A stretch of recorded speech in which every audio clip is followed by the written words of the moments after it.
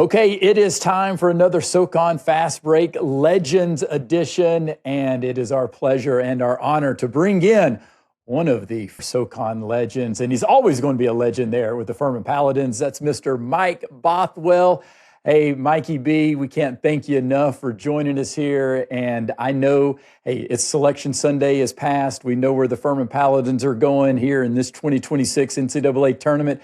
And I would imagine it was be damned, I'm staying up the entire time to watch Selection Sunday for you, my friend. Yeah, I had to watch Selection Sunday. Had to see where we were going. I was too curious. There's no way I'd have been able to sleep. No way I was gonna be tired. I think the show started at midnight, so that's not too bad. No, I'm that's not that easy, old man. yet.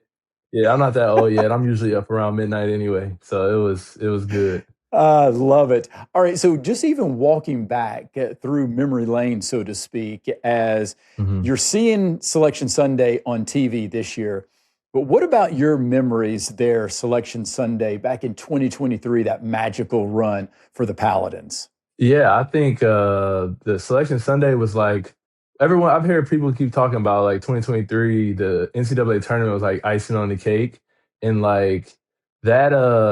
I guess Selection Sunday was like when the cake first came out the oven. Like we were so excited about winning the SoCon, but then like the Selection Sunday was like, oh wait, there's more. Like there's more to be Yeah. excited about. There's more cool stuff that's about to happen. Like that was what I remember about Selection Sunday, being so excited I about that happening. And Yeah, of course. All right. So I also want to get your perspective now that it's been 3 years removed since that magical run. And more importantly, your time behind the cameras, in front of the cameras, all of that, as I embedded that film crew there for the entire season for the Better Together Furman's Championship Quest docuseries, 5-episode docuseries. Or you were a big part of that, a star, and I'm forever grateful for having the opportunity of being part of the team, so to speak, and being able to capture that SoCon tournament title that you're talking about. And obviously, we talked there after the season, and you got to reflect on what that season meant. But now that you've watched the series and even had more time to reflect, what's some of the big takeaways for you for that season, and just even the opportunity of having a legacy piece like that docuseries? yeah, I want to thank you and your crew for capturing that and just having a belief in us that we were going to make something special happen that year, because that's something I'm gonna cherish forever. Just being able to go back and look at that. So I want to thank you for that. But just going back down Oh, memory yeah, you're lane, welcome. it's just about it's about the journey. Like the journey was so special. Every day of that season, like I feel like the docuseries could have been like 3 seasons, 10 episodes. Like we just had so much Yes. happening, and it was just so much great memories and moments. Even the hard times, like they ended up turning into positives. I think that's one good thing about that season. Like we Yeah. never let any hard moments boil over for like multiple days or multiple weeks. Like even the roughest practices, the roughest film sessions, they always ended up making us better and making us stronger, making us closer. So looking back, that's what I always remember. Yeah, what was your thoughts though, just in terms of when you guys got an understanding and realization that you do have a film crew following you around? I mean, how much did you guys talk about that? Because I know Coach Ritchie and I, we were intentional in terms of not trying to make it a big deal because we didn't want any added pressure in terms of thinking, oh, well, we've got to play better. We've got to win this year because there's a camera crew. Yeah, I don't think it added pressure about us like winning. I feel like we had enough of that on our own, just wanting to win and wanting to have an amazing season. I think if anything, it made it cool. Or like when we would win a big game or would have fun moments in the game, we're like, oh, I hope that makes the doc.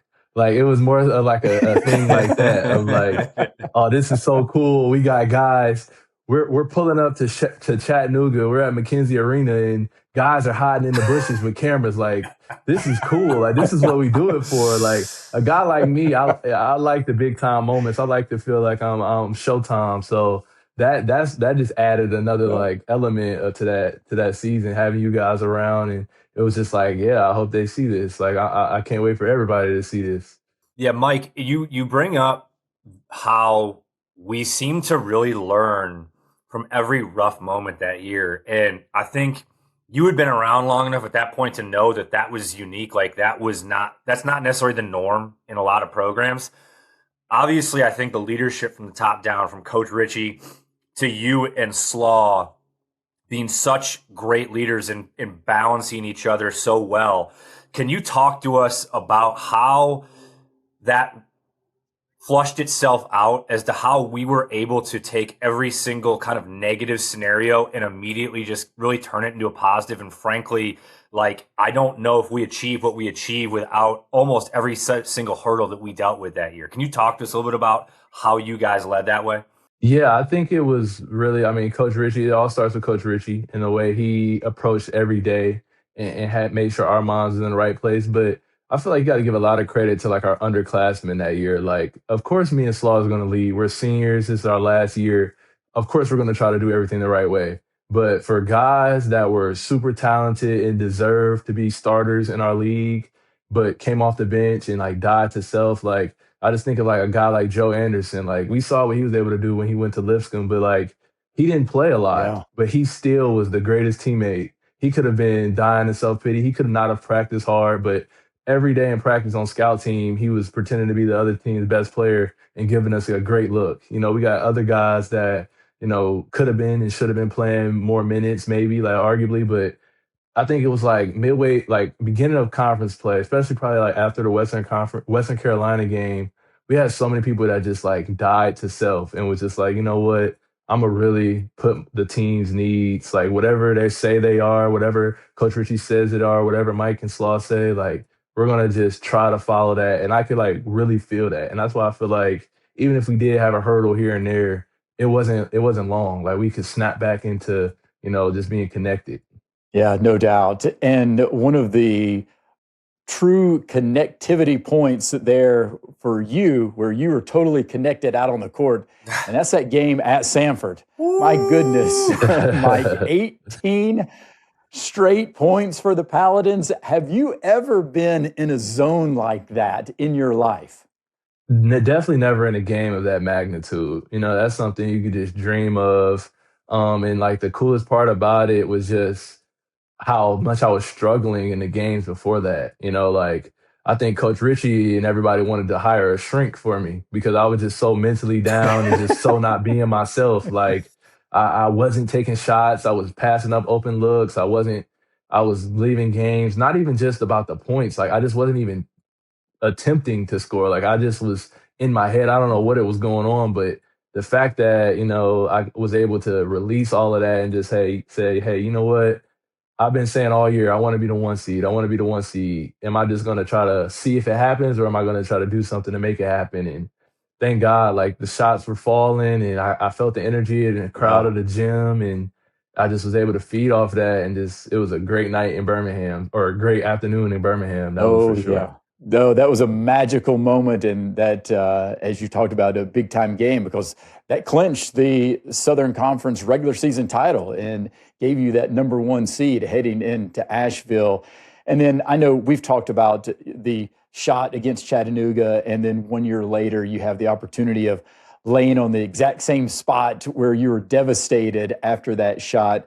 But just to let people know just that emotional, I guess, release that you had of all of that year-long waiting and being able to finally grab that SoCon title. Yeah, I mean, people always just talk about beating Virginia, and even my teammates out here in Greece ask me, "Have you ever played in March Madness?" I'm like, "Yeah, like we played. He's like, "Did you win?" Like, "Yeah, we actually won a game," and that's all what people are gonna remember. But for a lot of us, Yeah. especially me, that season, the most special moment was just finally winning Southern Conference. Like 1980, that was a long time. Like thinking about Yeah. that for Furman fans that come out year in and year out and support us, for them to not see us win a tournament championship in that many years, to finally do it, especially how it went the year before, that just meant the world. Like, it's hard to explain. It's so special, especially Yeah. just how the tournaments have gone in my 5 years. It kind of felt like in that moment, like everything I've done since my first day ever on Furman's campus just all built up into that moment. And it was just so Yeah. much joy and release and I just got to just feel every bit of hard work pay off in that moment in that day. So yeah, I mean, it's hard to explain how good that felt. Oh, for certain. I can only imagine. And also, I would say that you and Slaw, I mean, you're rare type of players that you did have that fifth year super senior type of situation, but you guys didn't transfer. And I know now, even more so, the transfer portal is wide open. NIL dollars are different than they were just a few years ago. But you guys could have easily left, and you guys both decided to stay. So was that something that both you and Slaw talked about, that you had unfinished business? Yeah, I mean, I just remember staying up after the Chattanooga loss until about 5 in the morning in the meeting room, just reflecting on our years at Furman, not just me and him, but like all the guys on the team. And on that moment, for me, it was just like, I can't leave my guys. Like, more than anything, more than the coaches, more than the other opportunities out there that could have been, I just knew that like these guys are really my brothers. These guys are guys I'm gonna call on for my whole life. You know, like I can't imagine having another year of playing college basketball and not these guys that are coming back not be my teammates. Like that for me was the deciding factor right there more than anything. Obviously, there's other things that played a part, but for me, it was just about we set out a goal and I wanted to accomplish it with my best friends in the world. And it was just like that trumped any other thing to look for, you know. Yeah, and Mike, what was you looking back on that year? What was your fondest memory of that group in 23, 24? Is that something you look to like, hey, on the floor, or is it just, hey, this group was so connected? My favorite memory is that doesn't even have to do with basketball. Yeah, DA, how you gonna put that on me? How you gonna ask me a question like that? We had so many good memories. To think of one. I know. Yeah, man, I'm trying to think, and we had so many good memories. You know, like just like hanging out at the guy's apartment, Yeah. watching games. You know, like going to Yeah. other sporting events, and cheering on the football team, the soccer games. Like I don't even know if it's like one specific moment. Like we had good away Yeah. trips that year and fun trips. We took some flights together. Like, man, it's hard to Just just the whole year. pinpoint one, but Just the whole yeah, year. the whole Yeah. year we just had so much fun just being around each other. And like honestly, before the season, before the games even started, you know, like I remember that year the football team played at Clemson and however many people we had on the roster, we all found a Yep. way to Death Valley and we sat together and watched the game and then went back to the apartments on North Village and watched the rest of the football games that night. And that was a every Saturday thing. And like I talked to guys that went to other schools and that's not common. You know, you might have your groups of people that hang out, but like for a whole team to be in one apartment watching football on three different screens every weekend, not every here and now when it's a college game day, big game. Like this is just the normal. We're watching FCS Yep. football games together. Like if it's on, we're watching it. We're watching it together. Like that was a normal thing. So like stuff like that is just hard to Yeah. replace that once you leave college. It was a Yeah, and special Darren group. ask you a tough question like that. That's like asking some parent, "What's your favorite child?" It's hard. Yeah, You're not going to be able to come come up on, with man. a I should one have. answer, man. Yeah, that's fair. That's fair. That I should know better too, right? Like I know how Yes, tight that group exactly. was, and I'll tell Right. you Come what, on, I you're a can't pick parent. out Yeah. one. I can't. I love that group, man. That Exactly. group will be connected You was right forever, there with us every day. man. Yeah. Hey, and Mike, I think that even dovetails right into like what you're still continuing to do with the three Ps in a pod with Garrett Heen Yeah. and Tyrese Huey. I mean, you guys are still going strong. Talk about that relationship and how much fun you guys are having with the podcast. Yeah, it's super fun. Like we're really casual right now. We're really not really Yeah. taking it too serious, but me and Garrett both have like aspirations of getting into a media career one day. So we both know from just like the Furman communications department that like put content out there, like work on your craft. And to us, Yeah. this is just like practice and like getting stuff out there just to work on our craft. But you know, Tyrese too, like he's such a good storyteller. He's so funny and he was there for all our greatest memories. And he's a super opinionated person. Super opinionated. He has some of the craziest hot takes. So we're trying to get that out of him. We're trying to get him to, you know, like give us some good content, some good stuff. But no, it's fun. And then with us all being overseas right now, it's just perfect. Yeah. Like we all have completely different perspectives. Tyrese and Garrett are both in their first years, but Tyrese is in Taiwan right now. Garrett's in Belgium. You know, this is my third year playing pro. I've been in many different countries. We just have similar perspectives because of the Furman program, but also different because we've Of been away course. from it and been in different places. So I think we have a good group, and I think hopefully we can Yeah. keep growing and keep putting more out there, and people enjoy listening to us. I love it. Yes, 3 Ps in a pod. Go check it out, people. And what is life like overseas, international basketball for you, Mike? What's like a typical day, and how has that transition been for you? Yeah, the transition definitely was not easy. I had like some hiccups my rookie year with just the country I was in, going through having to leave and come back to America and find a new team to go to, and it hasn't been smooth, but it's been worth it. That's one thing I always say. But a typical day, you know, depending on what team you're on, you might practice in the morning, you might practice in the afternoon, but it's really just being a pro is about how you manage your time. Like if Mm, you just want to sleep in all day and not take care of your body, not eat right, no one's going to tell you not to.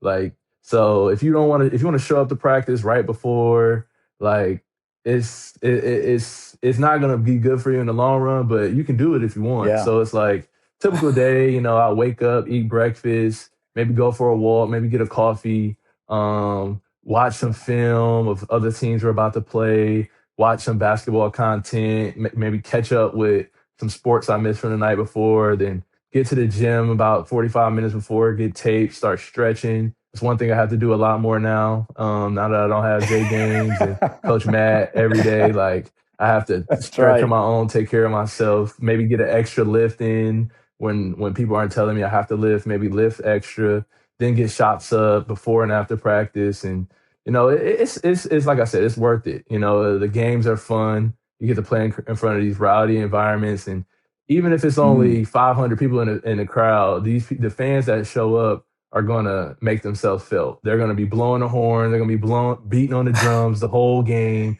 and it's definitely worth it. It's so fun getting to just be able to still play past college and just be able to just keep the dream going. And it's something I've always wanted to do. So I'm glad to be living in it.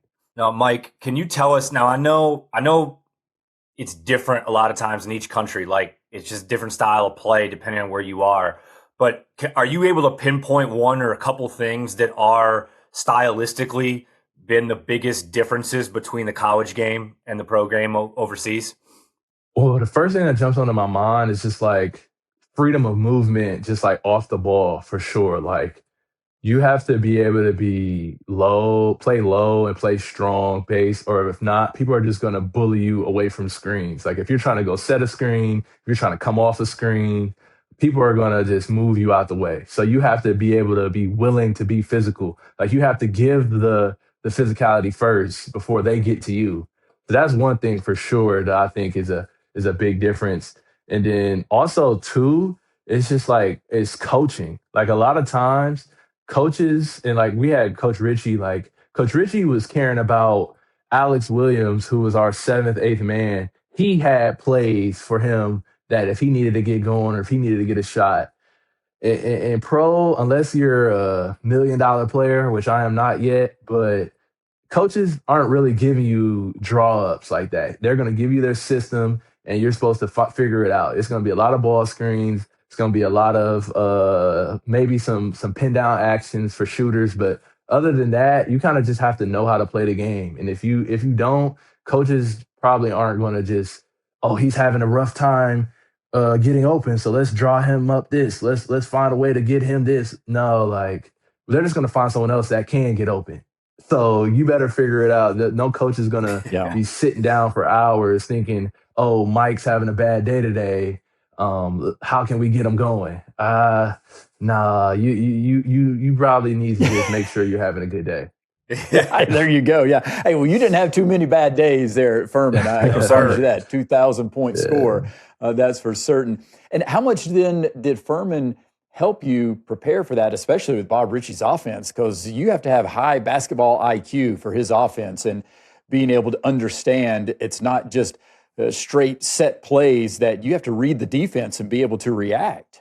Yeah, I think Coach Ritchie and just like the offense at Furman, assistant coaches that I had in my time there, they all helped me for sure. I think just being able to read and react. Like I'm right now, I'm getting more assists than I even did in college, just because now that I'm playing with all pros on the floor, people are having to help and kicking out, and I'm just seeing things that even in college, like I wasn't a high assist guy, but that's just because I could score more times out of 10. It didn't Yeah. matter if a team was helping. Like, I would still be able to score, maybe finish over the big. Now it's a 7-footer probably coming over. So I probably, not going to be, bodying all of those guys. So now I got to be able to make the extra pass. Now I got to be able to see it before it gets there. But also, I think mentally is where Coach Ritchie helped me, and just Furman coaches and players, everything helped me becoming a pro. And in a way of just like, you can't make excuses for yourself. Like at the end of the day, you're either producing or you're not. So you can find 10,000 reasons of why things aren't going your way. But at the end of the day, nobody really cares. Only thing that people care about is, are you showing up every day? Are you being a professional?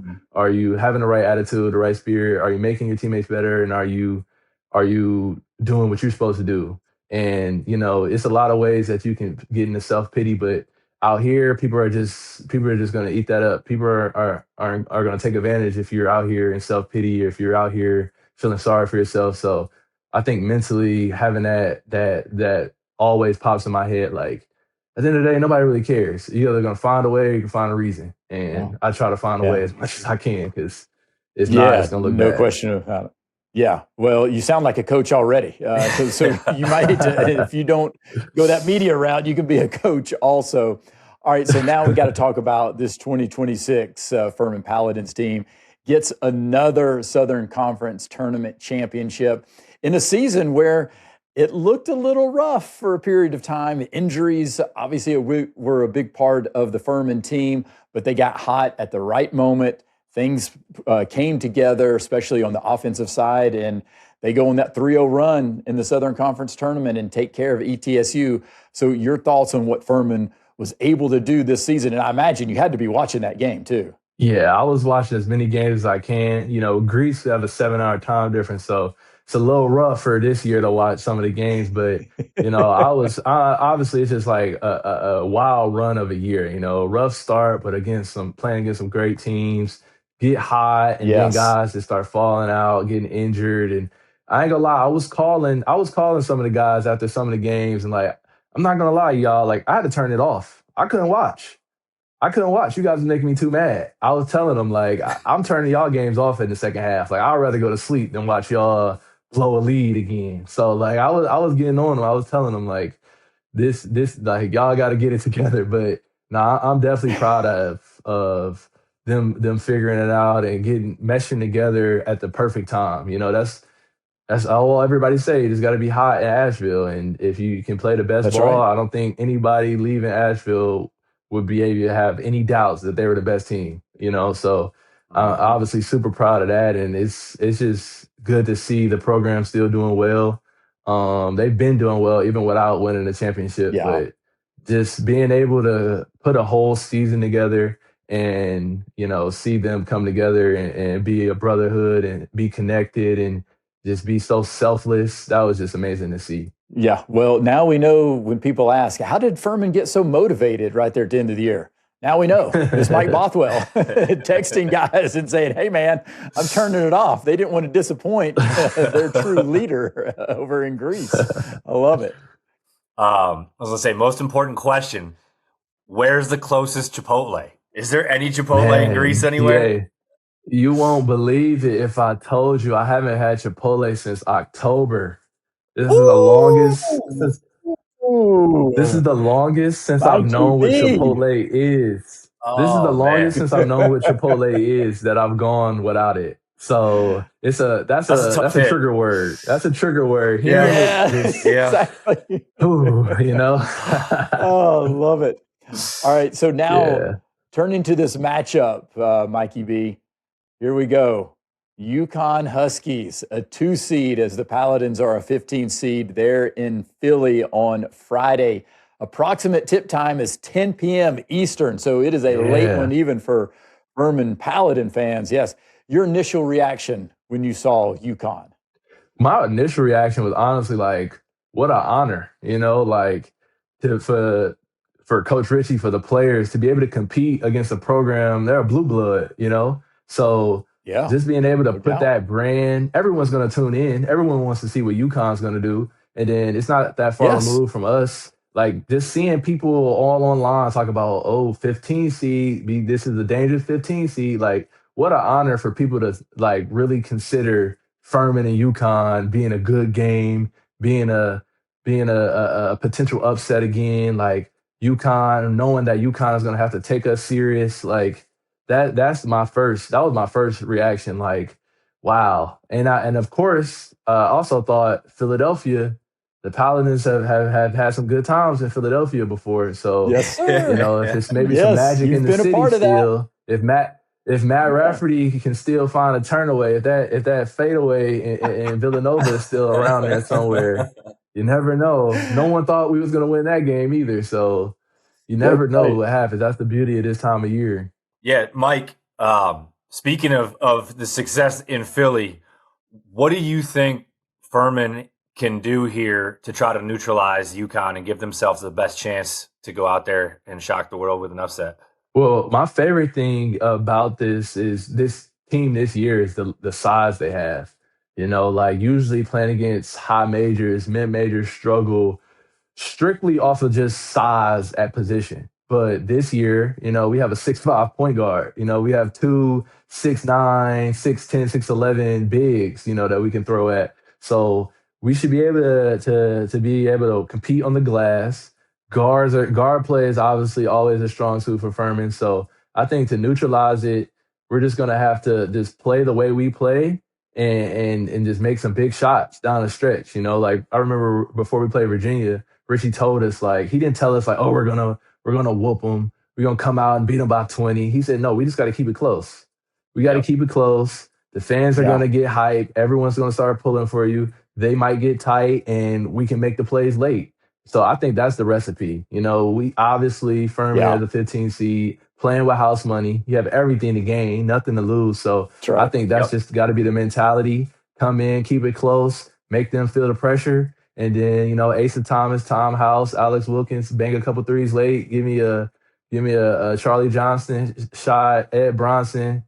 Had my guys make some big shots late. Even Cole, like, had the guys come in there and just play fearless and just let the cards fall where they may. Yeah, no question about it. And I think Alex Wilkins, if he can get downhill, if he gets the defender on his hip, he is so hard. Even with UConn size, I'm telling you, he finishes at the rim.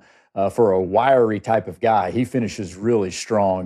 That is for certain. And to your point, Mike, keep it close. And we know Furman, they can get hot from beyond the arc, and that's the ultimate equalizer, that three-point shot. You hit some perimeter shots, that changes the complexion of the game for certain. Yeah, and it's demoralizing. You're going to have Dan Hurley screaming at his guys if they keep leaving shooters open, if they having defensive breakdowns. And, obviously UConn's a strong team. They were really good this year, but it's never easy when you feel that pressure, and then your coach screaming at you, your fans saying what is going on. And we've seen it. We've seen guys get hot. We've seen things happen in March. We've seen crazier things than this. So I'm excited to see them guys go out and compete and give their all for it. Yeah, no question. And speaking of that, in terms of keeping it close, and you talked about that Virginia game, what was it like, though, for you having to sit on the bench? You fouled out with just about 6 minutes to play, and just the challenge. Now, I know you challenged the team, and again, the speech that you had there on the bench, your lip is bloody. You're giving it all that you have right there. You take over Coach Ritchie's seat. He doesn't even know what to do because his seat is taken by you. But how difficult was that for you to sit there and not be out on the court? It was extremely difficult, mainly just because not many times in my college career have I been in foul trouble, let alone foul out. So, like, it was just new from that perspective. And then on the biggest stage that I've ever played on, to not be able to finish the game, it hurt a lot. But honestly, I just had to just rely on the things I've learned over my 5 years. Like, okay, you've been dealt a bad hand. What are you gonna do? Are you gonna cry about it? Which I wanted to cry, I did, but are you gonna like Yeah, do everything you can to help? And I honestly, with the help of like, I remember looking over to my mom and she looked at me like clapping and like basically her facial expression was like, help your team, like cheer on your team, like give, like be a good leader. So honestly, after that, I just kind of just did whatever I saw fit in that moment to try to help, and the guys really stepped it up. And it was, I think that makes the story of that game. That's like one of those small like intricacies of the game that just made it even that's more right. special for me. Yeah. But just people that Yeah, remember that and can talk about that. That's something that I think is gonna be remembered more than how many points I scored or, or that's right. anything like that. Yeah, Yeah. I agree. I think it was a seminal moment in that game. And as hard as it might be for you to sit on the bench and hard for you to hear this, that I think that was the turning point within the game that allowed you guys to stay close and then ultimately win that game. And again, I know that's very difficult. You want to be on the court. I get it. But I think you provided so much more than just scoring and stuff on the court by sitting there and the team believing that Yeah. they could still go out there and win it because they knew that you believed they could go out there and do it. And that was a big point, in that game. And how many times have you watched that shot, though, from JP? No, be real. Tell me I how many mean, times you've watched that shot go in. it's probably been more than 500 times. Like that weekend alone, like it was Yeah. everywhere. Everybody was Yes, it tweeting it was. out, everybody was Yep. putting it on Instagram, and then in the years following, it's something that's just living on and living on. And in the moment, we Yes. knew it was a big deal, but like the fact that it's 4 years later and March Madness posted today on this day, like it's Yes. really Yeah. something that's still gonna live on for years and years and years, and like that's super cool. So yeah, the counter of how many times I watched that whole sequence go down is it's a lot. I just love. I also have like an angle on my phone of somebody recording it from like our fan section, and that's my favorite to watch because you get they like pan to all the parents and everybody that was like in Yeah. our like Furman like section. That's my favorite. To like I can see like my mom is like crying. My mom is crying. Parents are just hugging each other. Everybody jumping up and down. Like being able to see that view of it too, it's just it's etched in the brain for sure. Yes. And I will tell you that that's definitely one of my regrets as far as putting the docuseries together is that I wanted to be able to capture a lot of those cell phone footage coverages of that because I knew that Yeah. it was going to show the raw emotions of everybody in the stands. And just as the process was going, it was just one of the things that just couldn't get done, unfortunately. But I know that was a special moment to see, from that type of angle. And I wish I could have gotten that in the docuseries. But Mike, we can't thank you enough Yeah. for joining us here on the Legends edition of SoCon Fast Break. We know you got to get some rest. It's late your time. But man, it's an honor. You can join SoCon Fast Break at any time, especially Yes. as we can need to get some breakdowns of the teams for next season in the Southern Conference and who you might think will be contenders. But man, can't thank you enough. Yeah, I thank you guys for having me. I remember you telling me that you two were gonna be doing this season, and I was so excited. I've been watching every episode. Just two guys I know very well and respect very well, and Yeah. I'll come on anytime you guys Hey, like Yeah, it's yeah. by This all is means. fun, And let's hey, and and you go, I'm Mikey so know, happy B. you guys are doing this. yeah, hey, and when you're back in Greenville, you can Yeah. come on the radio show too, brother. Anytime, man. We'll have you behind the mic. That's for certain.